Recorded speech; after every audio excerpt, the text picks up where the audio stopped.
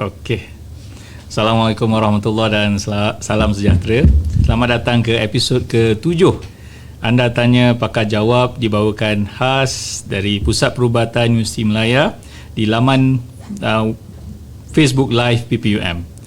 Nama saya Dr. Nur Faizal Ahmad Bahuri dan bersama-sama saya ada dua sahabat saya, Prof. Madya Dr. Wan Ahmad Hafiz, pakar perunding nefrologi daripada Jabatan Perubatan, dan Prof. Madya Dr. Hazrin, pakar perunding dietetik daripada Jabatan Kesihatan Awam.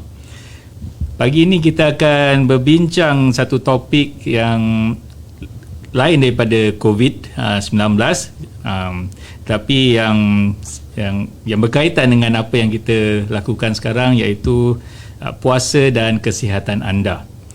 Penonton semua boleh bertanya pada pakar-pakar kita pada hari ini berkenaan dengan topik yang berkaitan, dan kita akan jawab secara live ataupun secara komen di laman Facebook.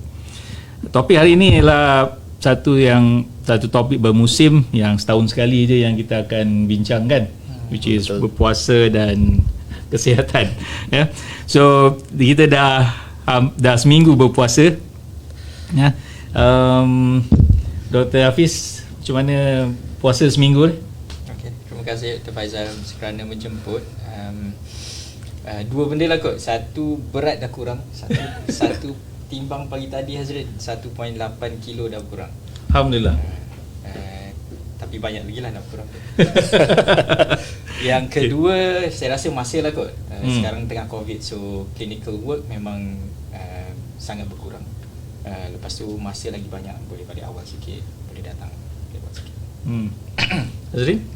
Bagi saya ada dua perubahan yang saya nampak juga. Satu secara fisiologinya, sebab dah seminggu berpuasa, jadi sebelum ni kalau kita makan tu ada banyak kali, sekarang ni hanya betul-betul pun 2 atau 3 kali saja. Jadi mungkin saiz perut kita pun dah berkurang, menyebabkan kita pun turun berat badan. Saya kurang kalah sikit daripada Hafiz. Saya baru 1, dia 1.8 tadi. Tapi dari segi masa, memang betul masa, tetapi saya rasa banyak dapat menggunakan masa ni juga lebih bersama dengan keluarga. Okey. So untuk kita tak lupakan kita punya penonton di luar, terutamanya pesakit-pesakit kita ataupun top fans Facebook PPUM, saya akan tanya satu soalan pada Dr. Hafiz. Persoalan perubatan yang biasa yang pesakit tanyalah, untuk ni specifically kepada pesakit yang mempunyai masalah buah pinggang. Apa yang biasanya dia orang akan tanya berkenaan puasa? Terima kasih Dr. Faizal. Sebab saya pakai buah pinggang, so banyak orang tanya pasal buah pinggang lah kan. Ya, betul. Kalau masa mula-mula balik dulu, biasa antara saya pun tersendiri tertanya-tanya adalah sama ada boleh ke tak puasa masa untuk orang dialisis. Itu antara benda yang bermain di fikiran lah kot. Sejak balik ke PPUM atau ke UM 2010 hari tu sampai sekarang, benda tu masih lagi berlega-berlega. Sebab kalau kita baca fatwa sini fatwa sana, mereka pun tak berapa pasti. Ada yang kata tak boleh puasa, ada kata bukan tak boleh puasa, maksudnya batal ke tidak puasa. Sama ada boleh ke tak tu bergantung pada keadaan orang tu lah. So sampailah sekarang. Okay, so ada biasanya apa nasihat sebagai pakar perubatan? Kalau nak, sebab pesakit buah pinggang ni ada macam mungkin 3 kategori kot. Satu yang dah ada masalah buah pinggang tapi tak sampai dialisis lagi. Nombor 2 adalah orang yang tengah buat dialisis. Yang nombor 3 adalah orang yang buat transplant. So mungkin nasihat tu berlainan sikit lah kot berbanding orang yang belum buat dialisis lagi, ataupun ada sikit masalah buah pinggang berbanding orang yang tengah buat dialisis, apa nak kena jaga-jaga, dan masalah dengan orang transplant. So 2-3 kategori tu berbeza-beza sikit antara satu sama lain. Okey. So kita akan patah balik ke masalah buah pinggang sekejap lagi. So kita tanya Dr. Hazrin. Dr. Hazrin, puasa, diet, so apa biasanya yang orang akan tanya lah? Since you are a dietitian, orang jumpa je mesti tanya. Dia kalau masa bulan puasa ni, kalau nak ikutkan pasal bab makanan ni, tak puasa pun banyak pertanyaan. Tapi kalau bulan puasa lagi banyak pertanyaan. Contohnya boleh skip sahur ke, boleh makan dengan banyaknya ke, ataupun masa buka boleh makan beberapa jenis buah sekali. Jadi dia ada beberapa benda yang ada pertanyaan.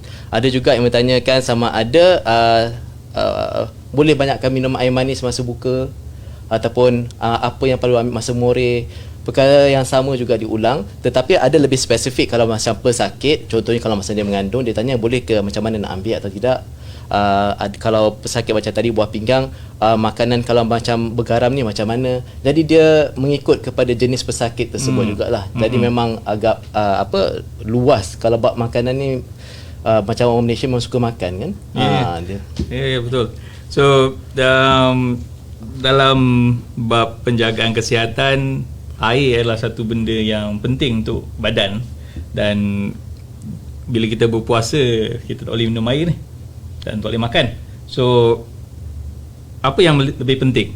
Saya rasa ni pada Dr. Hazrin lah. Okay. Air ke makanan yang penting? Walaupun kita tahu ada saintifik yang air itu lebih penting, tapi dalam masa puasa ni dua-dua pun penting. Dua-dua penting. Kerana kalau untuk sistem fungsi tubuh anda berjalan dengan lebih lancar, tanpa air dan tanpa bekalan makanan, macam mana anda dapatkan tenaga? Okey. Jadi bagi saya kedua-dua pun penting, tiada siapa yang superior. Okey. Kecuali dia punya isu kat sini cukup ke tidak. Salah satu tu mungkin terlebih-lebih, bermaknanya makanan. Salah satu lagi berkurangan. Sebab memang masa terhad untuk masa buka sampai ke sahur, jadi kurang minum air. Isu dia itu saja. Ya. So tanpa pasal Ramadan, barang makanan pun berkurangan. Bagi saya tanpa bazar Ramadan ni nampak tengok skill dekat rumah macam-macam masakan ada, tapi seperti disarankanlah tak apa, ambil gambar saja, rasa tu kita ketepikan. At least ada inisiatif, itu yang paling penting. Modifikasi boleh dibuat. Okey.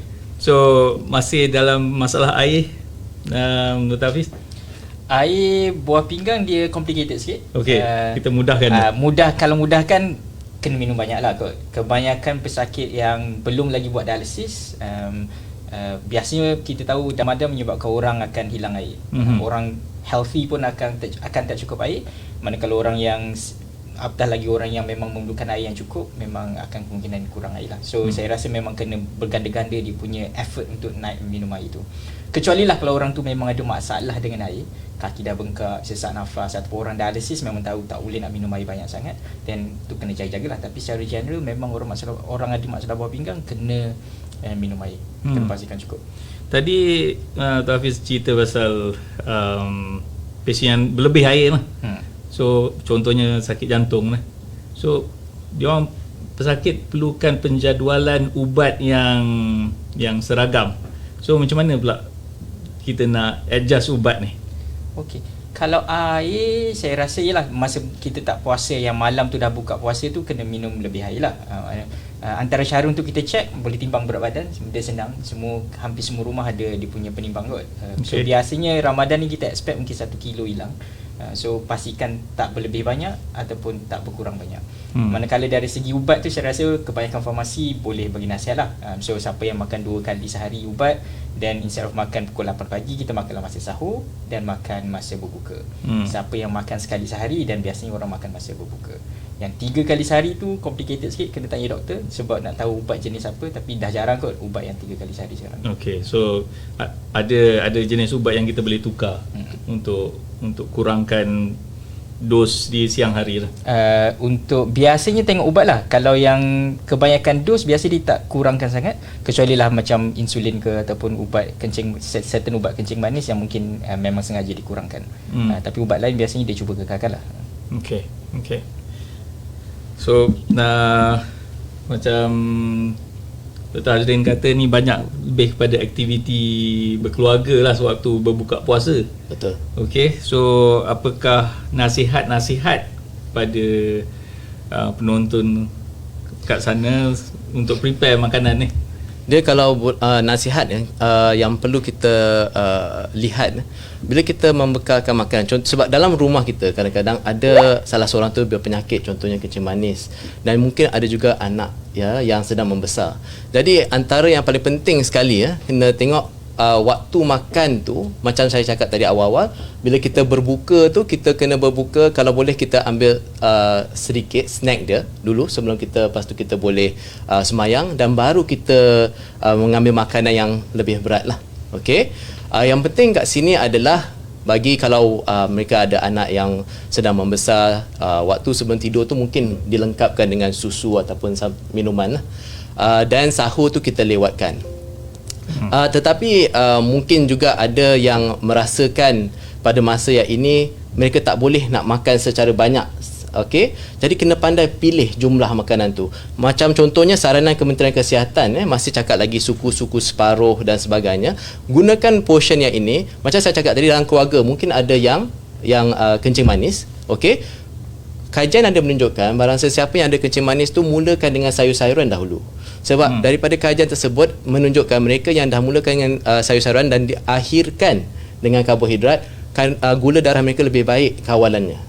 Okey, jadi kalau boleh itu boleh diberikan ataupun secara keseluruhan untuk satu keluarga. Sebab kadang-kadang susah nak preparekan, satu ada kencing manis, satu kan ada macam ni. Sebab kita ada yang 3 serangkai penyakit, tapi makanan tu kita kena pandai dari segi portion dia, macam mana kandungan. Dan lagi satu yang penting adalah yang kita kena ingat dekat sini, jenis-jenis karbohidrat.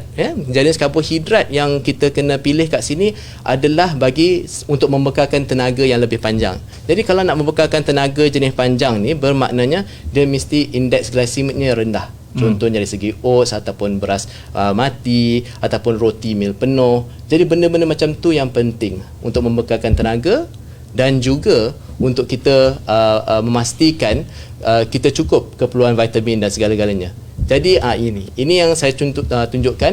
Kalau boleh cuba makan makanan yang kita tengok pada yang warna hijau tu, itu adalah yang memberikan tenaga, dia tidak naik gula darah tu secara mendadak. Kita cuba tengokkan kepada gula darah yang tidak naik secara mendadak, sebab ini adalah makanan yang membekalkan tenaga yang berterusan.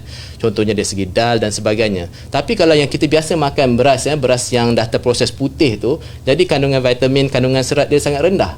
Jadi bila kita makan tu, gula dah naik cepat, termasuklah untuk sesiapa kencing manis ke apa. Tetapi yang penting sekali, dia cepat rasa lapar. Jadi kalau waktu sahur kita selalunya makan benda yang high GI ni, pukul 8 perut kita pun sudah berbunyi. Okey. So cadangannya untuk bersahur kita ambil protein. Protein, tapi mesti juga ada bekal. Kalau untuk mereka yang ada kencing manis, karbohidrat tu mesti diagih-agihkan secara samalah. Maknanya sahur dan dan juga buka puasa. Tetapi dia ada jumlahnya penting. Yang penting kita kena tahu jumlah berbanyak mana. Maknanya dalam segenggam ke nasi yang boleh ambil untuk termakan 1 genggam atau 1,5 genggam. Dan yang paling penting sekali adalah protein tu pun kuantiti dia 1/4, lebih kurang sama dengan nasi tu. Yang separuh tu adalah dari segi sayur-sayuran dia. Itu adalah secara kasar. And then the most important thing adalah bila untuk mereka ada anak-anak itu besaran ni, ini yang penting untuk kita pastikan. Sebab untuk melengkapkan, memang kita orang Malaysia ni, daripada kajian yang saya sendiri buat, vitamin D tak cukup, boleh katakan banyak benda lah tak cukup sebenarnya. Malu juga nak cakap. Tapi apa yang kita boleh ubahkan, kita cuba jadikan pada masa bulan Ramadan ni, kita perbaiki supaya lepas Ramadan ni cara pemakanan yang sederhana boleh diteruskan lepas kita raya. Janganlah setelah sebulan berpuasa, hari pertama raya tu balik semula seperti sebelum puasa. Betul. Alright. Okay. So kita akan patah balik kepada makanan seimbang selepas ni ya. Okay. Kita jawab soalan dulu. Ada kita punya top fan ni tanya, Syams, any particular regime to ensure we get adequate hydration, daily fluid requirement in a day? Contoh 2 gelas ketika berbuka puasa, 2 gelas sebelum solat. Kita tanya Dr. Hafiz. Okey. Terima kasih. Siapa top fan bagus ni? Syams Amir. Okey. Betul, sebab saya kata tadi, kebanyakan orang, even orang sihat macam kita pun insyaAllah memang kurang minum air. So memang kena beringat selalu nak minum air. Sebab kalau kita nak kira, kita boleh minum air tu tak lama sangat. Sebab buka puasa 7.30, pukul 10 katakan kita dah tidur, kalau siapa yang tidur awal lah. So ada 3 jam je lebih kurang nak minum. So kita nak minum sekaligus 2 liter masa sahur pun memang tak boleh lah. Memang tak boleh orang buat macam tu. So memang kena space tu banyak-banyak. So biasanya orang taktik orang buat adalah lepas buka puasa, lepas solat maghrib, lepas tu masa sembahyang tarawih tu pun akan orang letak macam air botol banyak tepi sebelah dia. So setiap 2 rakaat minum air, start 2 rakaat minum air, start 2 rakaat minum air. Lepas tu masa tidur pun kadang-kadang kita terjaga-jaga sebab dahaga. So sediakan botol tepi katil untuk kita minum. So since risiko berpuasa di bulan Ramadan ni untuk pesakit-pesakit kita ni macam mana? Okey, itu kalau dari segi buah pinggang lah. So antara kerisauan pesakit ataupun kerisauan doktor adalah bila kita puasa buah pinggang, sebab kita tahu antara buah pinggang ni boleh jadi rosak sebab kalau kita punya air tak cukup. Okay. So bila dehydrated, maka buah pinggang tu boleh jadi makin teruk lah. Tapi yang bagusnya sebab ramai orang dah buat kajian untuk siapa yang ada masalah buah pinggang dia sikit saja, ataupun kalau dari segi terminologi CKD stage 3 lah, GFR dia lebih daripada 30, maka kemungkinan untuk dia kerosakan tu berterusan berbanding orang yang tak puasa mungkin tak sangat. Tu bagi mereka yang ada masalah buah pinggang tapi tak teruk. Tapi yang dah teruk stage 4, tahap ke-5, tahap ke-4, maka yang tu memang biasanya kita bagi tahu mereka ada kebenaran untuk tak puasa. Tapi walaupun gitu, ialah macam orang kencing manis juga, kita tak boleh ataupun tak digalakkan berpuasa. 70%, 80% orang akan berpuasa. So macam mana kita nak tolong mereka supaya dapat berpuasa dengan selamat bagi mereka yang memang nak juga berpuasa. So saya rasa yang penting air lah kot. So macam mana dengan yang tadi kita patah balik ke pesakit diabetes lah. Ada kategori risiko untuk pesakit kita ni. Saya rasa for the past 2 weeks dah ada banyak lah pasal diabetes tu. Saya Dr. Lickman, ada dietitian daripada UPM. So boleh tengok lah kat screen, ni antara yang International Diabetic Federation yang memang specifically buat pasal Ramadan untuk diabetes. So saya rasa even dalam CKD kidney dari segi persatuan lain pun tak adalah yang begitu menitik beratkan pasal Ramadan ni berbanding yang IDF ni. Memang dia ada guideline untuk Ramadan. So boleh tengok siapa yang very high risk ni, maksudnya orang yang memang sangat-sangat tak digalakkan puasa, dia memang lampu merah terus, adalah orang, kalau kita boleh tengok kalau dari segi buah pinggang boleh nampak orang yang dialisis ataupun ada advanced CKD, maksudnya CKD tahap 4 ataupun tahap 5, memang tak digalakkan sangat-sangat untuk berpuasa. So when bila Dr. Hafiz cakap dialisis tu peritoneal dialisis ataupun hemodialisis ataupun dua-dua? So kalau ikut pada advisor adalah dua-dua lah. Siapa-siapa yang buat peritoneal dialysis ataupun hemodialysis, secara general memang mereka tak digalakkan berpuasa. Maksudnya dari segi keringanan tu memang ada keringanan lah untuk tidak berpuasa. Tapi dalam kajian kita buat 2014 kat PPM, memang saya rasa 50% kot orang yang tengah buat dialysis memang nak puasa, nak berpuasa. So tak menjadi halangan. Tak menjadi halangan, mereka kena tahulah kot apa yang penting. So untuk pesakit dialisis, kalau mereka nak puasa, mereka kena beringat dari segi air lah. Air mungkin tak kebanyakan orang dia akan hilang air. So mungkin air tu tak penting sangat, tak dia boleh tengoklah, sebab setiap kali dia datang dialisis kita akan check berat dia pun. So biasanya akan berkurang. Tapi yang penting lagi macam pemakanan. Pemakanan, kalau dia makan kurma banyak ataupun bahan-bahan yang banyak potasium, so kita tahu orang yang ada masalah buah pinggang kena jaga potasium dia. So yang tu antara benda yang dia kena jagalah. So tak boleh makan pisang, kurma, tapi jarang makan. Ada yang makan pisang, Nazrin? Bulan puasa? Ada.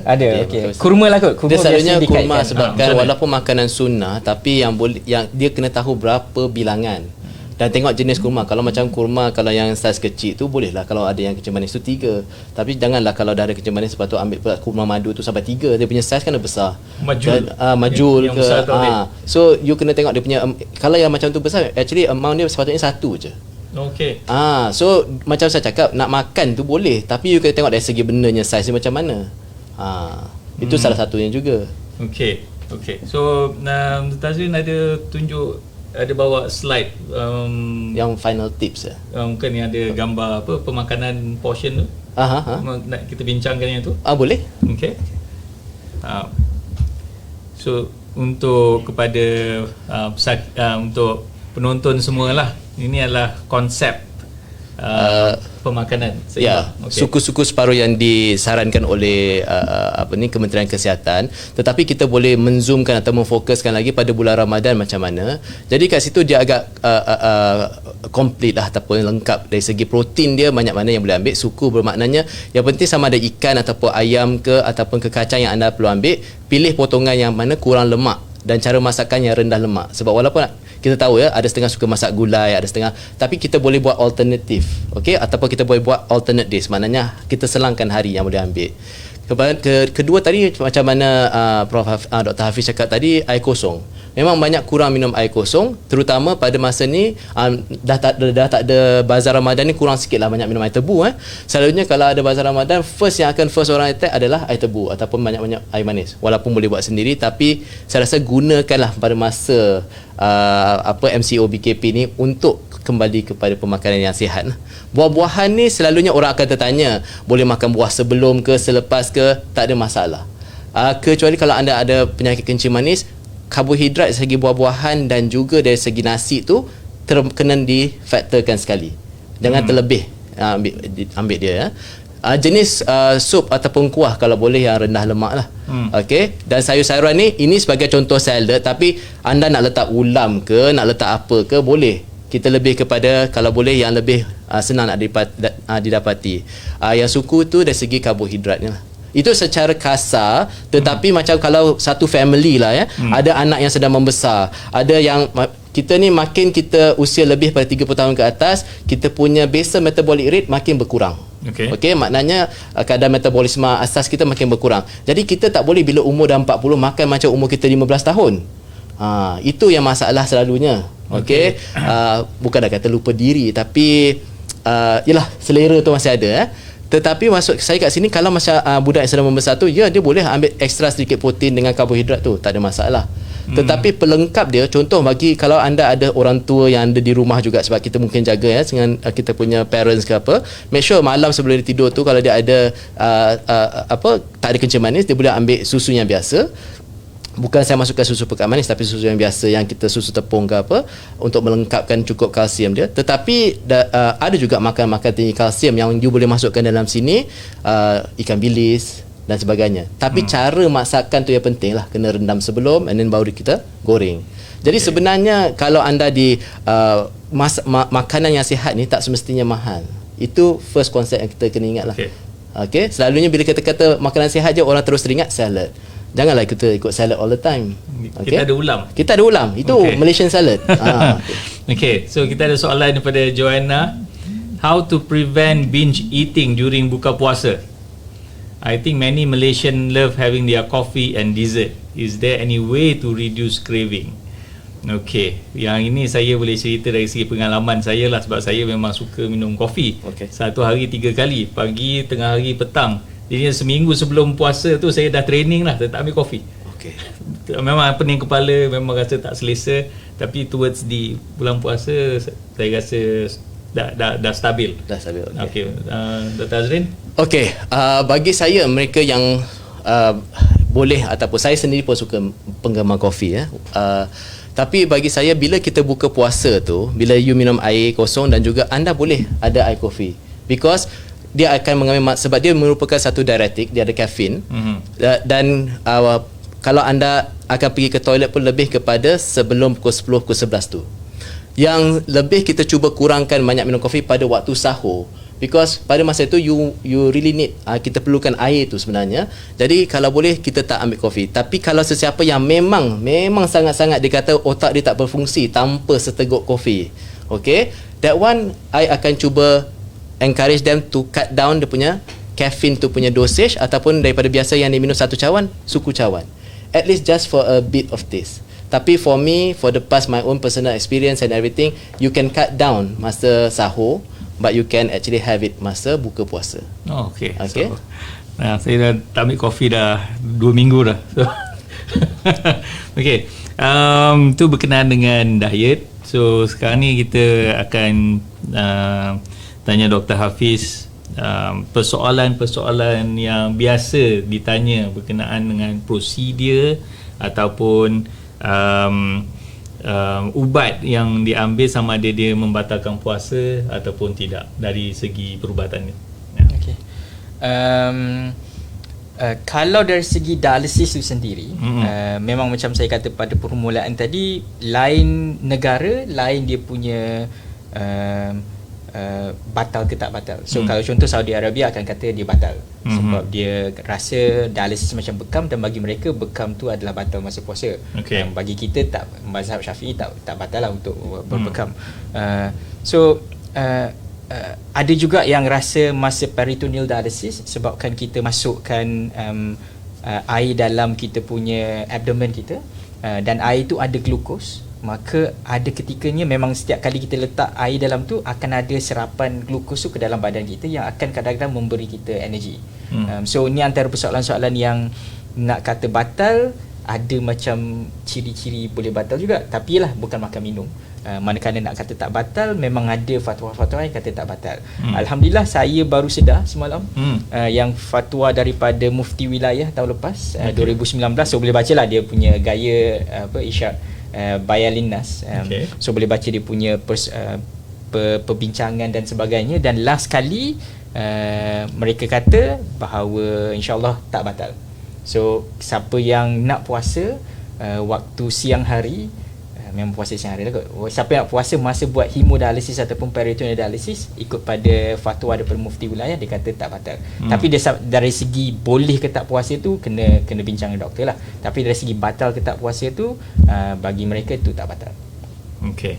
So yang ada di sini ubat telinga ni, yang ni persoalan biasa. Tapi rasanya Mufti Wilayah dia dah ada infografik lagi untuk semua ni kan. Saya dah ada nampak benda tu. So saya pun ni memang ikut benda ni lah, inhaler dan sebagainya.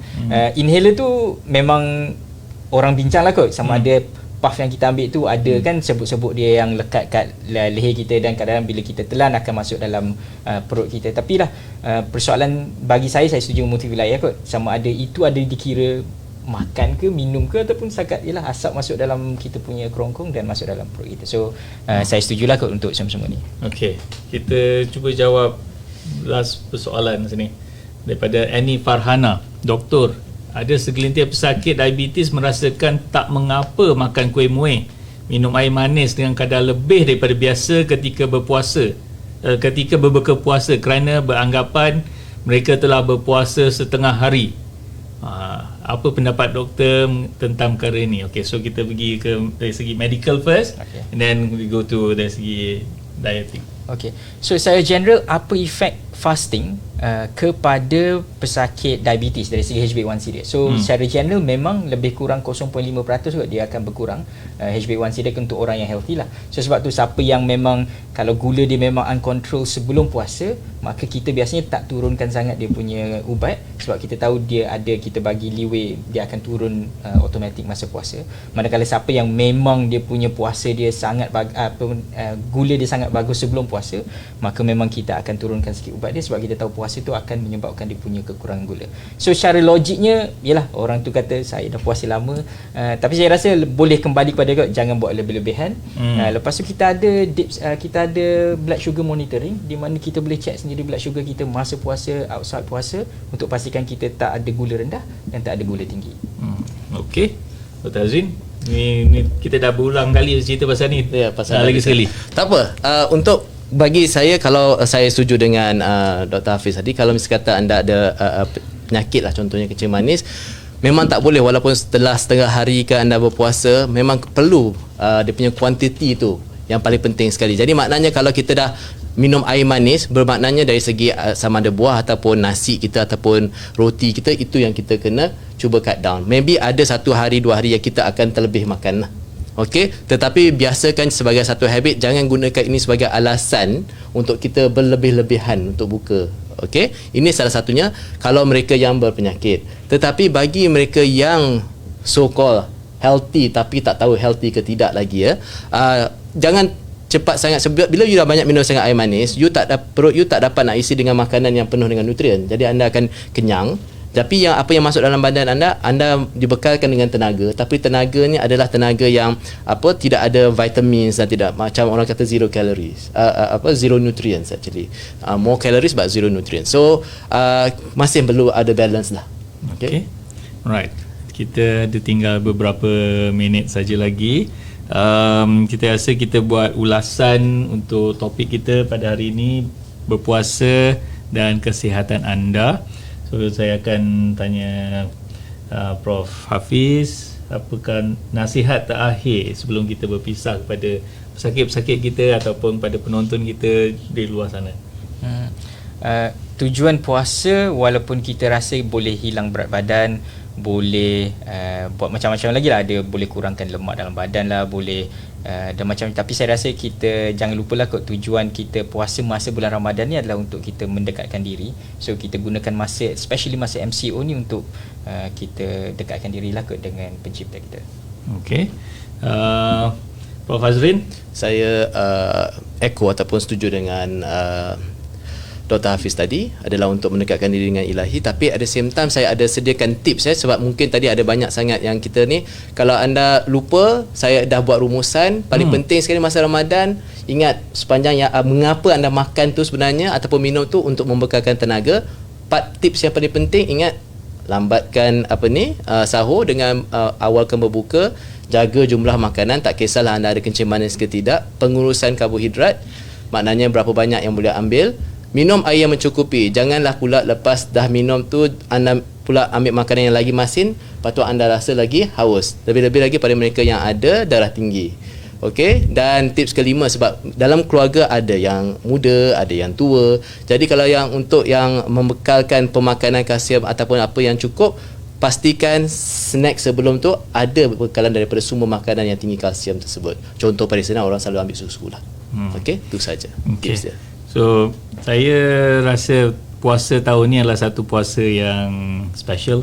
Betul. Sebab dia bagi kita satu peluang untuk cuba masak fikir sendiri. Betul. Apa nak masak, yang apa yang sesuai, dan tak pergi ke luar dan beli semua makanan dan membazir. So kita tahun ni boleh berjimat cermat. Betul.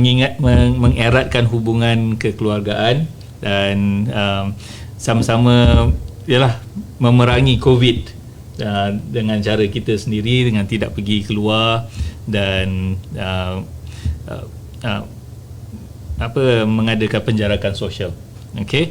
Dan sebelum kita ada soalan lain ke? Saya rasa tak ada. Kalau macam tu, kita seperti episod-episod yang lain sebelum ni, kita ada pesanan dari penaja daripada bahagian perkembangan Pusat Perubatan Muslim Melaya, iaitu untuk semua clinician pakai topeng muka, mask semasa di kawasan klinikal, jarakkan diri di tempat makan, pantry, pejabat ataupun di bilik mesyuarat, dan yang terakhir, amalkan selalu pencucian tangan yang betul. Jadinya kita kena ikut pesanan penaja. Kita akan basuh tangan sebelum berpisah. Okey. Dan dengan itu minggu depan mungkin kita tak ada episod sebab cuti hari Wesak dan mungkin bila kita ada peluang lagi, kita akan berjumpa di masa akan datang. Daripada Pusat Perubatan Muslim Melaya, selamat berpuasa dan jaga kesihatan anda. Terima kasih.